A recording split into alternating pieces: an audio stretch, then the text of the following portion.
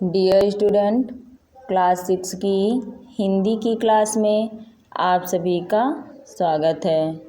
आज हम आप लोगों को पाठ 5 हमारी काकी इस लेसन में पहला पार्ट हम पहले ही पढ़ चुके थे। आज हम इसका दूसरा पार्ट पढ़ेंगे। तो देखिए, श्याम जो है अपने काका से कह रहा है कि मुझे एक पतंग मंगा दो। इसके आगे देखिए दिया है कि परंतु काकी की मृत्यु के बाद विश्वेश्वर अन्यमनस्क रहा करते थे। अन्यमनस्क मतलब दुखी, उदास रहा करते थे। अच्छा, मंगा दूंगा। काका ने कहा कि अच्छा, मंगा दूंगा कहकर वे उदास भाव से कहीं और चले गए। श्याम पतंग पाने के लिए बहुत उत्कंठित था। वह अपनी इच्छा को किसी तरह रोक न सका। एक जगह खूंटी पर विश्वेश्वर का कोट टंगा हुआ था। इधर उधर देखकर उसने एक स्टूल के ऊपर चढ़कर कोट की जेबें टटोली। उनमें से एक चवन्नी को लेकर वह तुरंत वहाँ से भाग गया। सुखिया दासी का लड़का भोला श्याम का समवयस्क साथी था। समवयस्क मतलब कि बराबरी का साथी था। श्याम ने उसे चवन्नी देकर कहा, अपनी जीजी से कहकर चुपचाप एक पतंग और डोर मंगा दो। हाँ देखो, बिल्कुल अकेले में लाना, कोई जान न पाए। पतंग आ गई। एक अंधेरे कमरे में उसमें डोर बांधी जाने लगी। श्याम ने धीरे से कहा, भोला, किसी से न कहो तो एक बात कहूँ। श्याम ने भोला से कहा कि किसी से ना कहो तो एक बात कहूँ। नहीं, किसी से नहीं कहूँगा। भोला ने सिर हिलाकर कहा, मैं यह पतंग ऊपर राम जी के यहाँ भेजूँगा। इसे पकड़कर काकी नीचे उतरेंगी। मैं लिखना नहीं जानता, नहीं तो इस पर उनका नाम भी लिख देता। भोला श्याम से अधिक समझदार था। वह बोला, बात तो बहुत अच्छी है, परंतु एक कठिनाई है। यह डोर पतली है, इसे पकड़कर काकी उतर नहीं सकती। इसके टूट जाने का डर है। पतंग में मोटी रस्सी हो तो सब ठीक हो जाएगा। भोला की बात सुनकर श्याम गंभीर हो गया। मतलब यह है कि बात लाख रुपए की सुझाई गई है, पर कठिनाई यही थी कि मोटी रस्सी कैसे मंगाई जाए।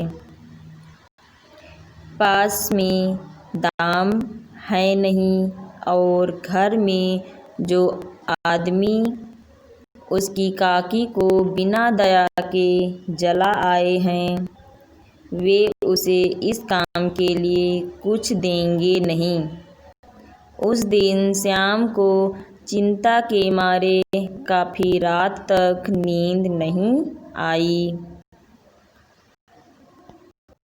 दूसरे दिन उसने पहले दिन की तरकीब से विश्वेश्वर के कोट से 1 रुपया निकालकर भोला को दिया और बोला, देख भोला, किसी को मालूम न होने पाए।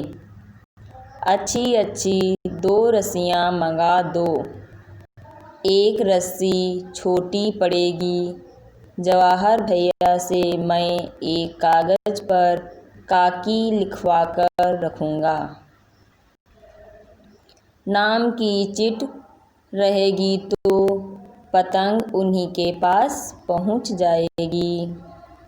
2 घंटे बाद प्रफुल्लता से श्याम और भोला अंधेरी कोठरी में बैठे बैठे पतंग में रस्सी बांध रहे थे। अकस्मात शुभ कार्य में विघ्न की तरह उग्र रूप धारण किए हुए विश्वेश्वर वहाँ आ घुसे। क्या तुमने हमारे कोट से रुपया निकाला है? भोला और श्याम को धमकाकर बोले। भोला शक पकाकर एक ही डांट में मुखबिर हो गया और बोला, श्याम भैया ने रस्सी और पतंग मंगाने के लिए निकाला था। चोरी सीखकर जेल जाएगा। विश्वेश्वर ने श्याम के 2 तमाचे जड़कर कहा। जड़कर यानी मारकर कहा।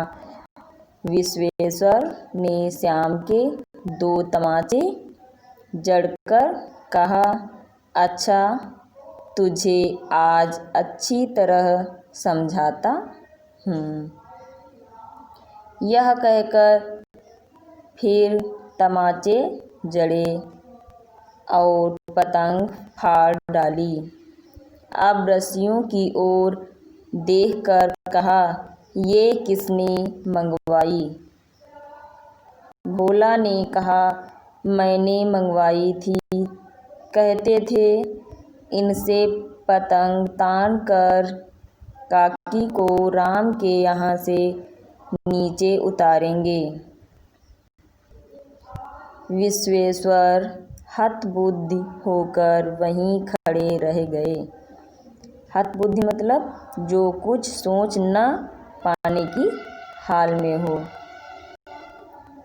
वो हतबुद्धि होकर वहीं खड़े रह गए। उन्होंने फटी हुई पतंग उठाकर देखी और उन्होंने फटी हुई पतंग को उठाकर देखी। उस पर चिपके हुए कागज़ पर लिखा हुआ था काकी। उस पर चिपके हुए कागज़ पर लिखा हुआ था काकी। तो हमारी काकी, ये लेसन किसने लिखा है? सियाराम शरण गुप्त। किसने लिखा है? सियाराम शरण गुप्त।